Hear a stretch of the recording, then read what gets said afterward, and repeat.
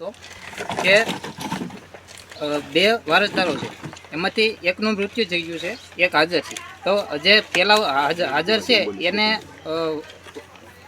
શું કહેવાય, વારસાઈ દાખલ કરવી છે. હા, હયાતીમાં હક દાખલ કરવાના છે. અને ઓલા લોકોને બીજા વારસદાર છે એને વારસાઈ દાખલ કરવાની છે. તો બે એક હારે થઈ શકે એમ. હવે આ છે એ લગભગ 4 વખત આપણા તાલીમ કેમ્પની અંદર એડવોકેટ મિત્ર આવે છે અને બહુ સારી રીતે સમજદાર છે અને રેવન્યુના કામ પણ કરે છે. એ તમને જવાબ આપશે અને ટુ ધ પોઈન્ટ જવાબ આપશે. જ્યારે પણ કોઈ જમીન સંયુક્ત નામે હાલતી હોય, માની લો કે કોઈ આ ભાઈએ જેમ કીધું એ બે વારસદારો છે, બે ખેડૂત છે, અને તો બે ખેડૂતમાંથી એક ખેડૂતનું જ્યારે અવસાન થઈ જાય અને બીજા ખેડૂતને પોતાના વારસદારો હયાતીમાં ચડાવવા હોય છે, જીવિત ખેડૂત હોય એને, તો એને ચડાવવા માટે થઈને બીજા ખેડૂતની સંમતિ જોઈએ, બંને ખેડૂતની.